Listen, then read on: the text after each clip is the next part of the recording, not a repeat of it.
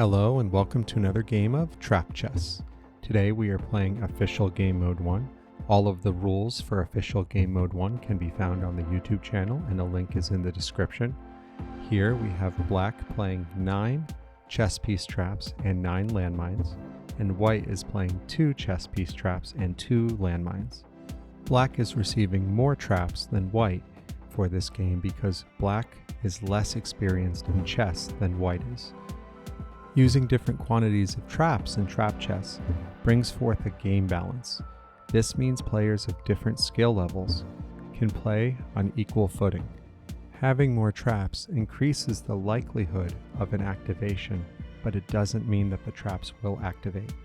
The traps still have to match the piece that lands on the square for it to take the piece. If there isn't a match, then it's just regular chess. So far you can see that White has taken 2 pawns from Black, and Black hasn't captured any of White's pieces. Now a third pawn has been taken on the g5 square by White. White took it with their bishop and is now threatening the queen on the d8 square. Black does have a lot more traps than White does, which is great for beginners. I've noticed from teaching chess that beginners tend to play more defensively. This works really well for Official Game Mode 1. In Official Game Mode 1, you hide all of your traps on your half of the chessboard. That's why, in the picture on the bottom right, you can see that half of the chessboard is white and the other half is black. In order for either player to win, they have to cross to the other side of the chessboard to go for their opponent's king. Black, being more of a beginner, playing defensively works to their advantage because it forces White to come to their side more frequently, thus increasing the risk that White will land on and activate a trap. Black losing their rook on the h7 square is a big blow to them. It was taken by White's knight. Knight kind of sounds like nice, and I was trying to think of a way to make the knights nicer, and I asked my friend and he said to put lipstick on the knight, but I don't want to do any testing like that on animals. Having a queen and a knight together is very strong in chess. The knight can hit squares that the queen can't hit, and it's often used for checkmating. Right now, White has positioned a queen and a knight on the right-hand side of the chessboard, and they're closing in on their opponent's king. However, since very few traps have been located, White has to play pretty cautiously to avoid losing a powerful piece like their queen to a trap. Black has made a blunder here. If they had put their bishop that's on the e5 square on the b2 square, they would have had White's rook trapped and been able to pick it up. You'll see a lot of blunders in these games. The people that are playing aren't professional chess players. They're just playing for fun and trying out trap chess. Putting these games on the YouTube channel also teaches you how to play. Writing out how to play and showing it are two different things entirely. When I want to learn something new, I generally go to YouTube and look up how-to videos. Having the channel set up in a way that teaches you chess from the beginning all the way up to watching games of trap chess being played, I feel is a good strategy to teach you as much as you need to learn and enjoy the game. I don't think education will ever go out of style, even if you put educational phrases on pants on the butt. In trap chess, the placement of traps matters. Here, White had no idea where Black laid their traps, but we are almost 4 minutes into the game without a single trap activation. Sometimes that just happens. White may play more cautiously and avoid spaces where traps are. Here's our first trap activation on the h6 square. White was trying to run up a pawn to become a queen on the h-file, but was stopped short on h6. That means they wasted those moves that they used to move the pawn, because it led to the pawn being removed from the board and foiled their plans. Here's the second trap activation of the game. White moved a rook to the d6 square, and it was taken out by a chess piece trap hidden inside of Black's bishop. You might ask yourself, well, why didn't White take the bishop with the knight that they had on the c4 square?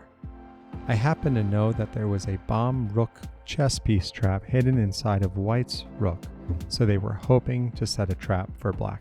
White has blundered here. They allowed Black to put their knight on the d3 square, which opened up a fork on their king and their queen. This has led to the loss of white's queen. That's a big hit for white. Now white doesn't have their queen or any bishops, so they lost the ability to go diagonal, except for pawns going one space diagonal to take pieces. This is a blow to white, and they'll have a hard time dealing with black's queen. Black now has moved their queen to the c5 square. That forks white's knight and their king, so white has just lost their knight as well. If black keeps this up, they'll definitely win this game. They have a lot more traps left on their side of the board that threaten white's ability to make any progress, and they're up several pieces. The queen on the left side will prevent white from moving up any of their pawns to promote, and then on the right side, black is using their rook to put pressure on white's other pieces. Now white's knight is pinned, so it's essentially useless.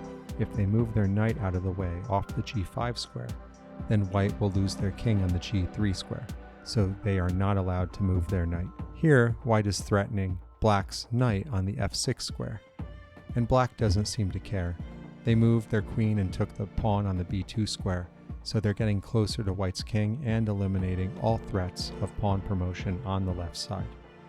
If white had a bomb queen on that left side, then black would have lost their queen.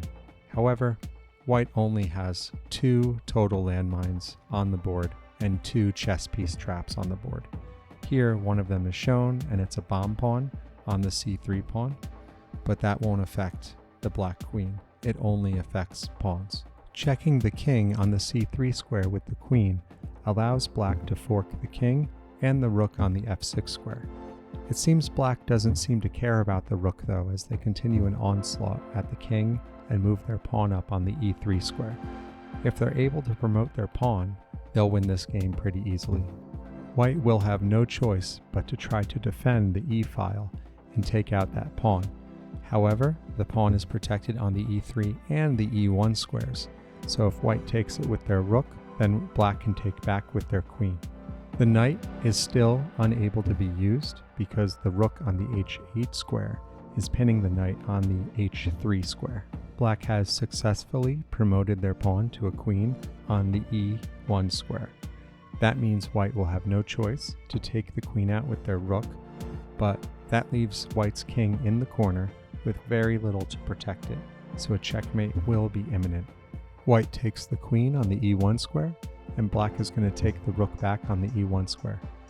The white king is cornered on the h2 square, with the knight in front of it on the h3 square that can't move because of the pin. Black has to be careful that they don't stalemate white here.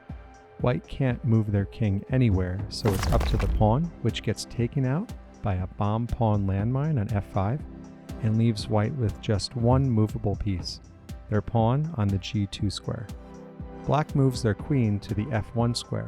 This lets white move their king to the h3 square to run away, but white misses it and is checkmated. Thank you for watching. Please like, subscribe, and share these videos to help make trap chess a reality.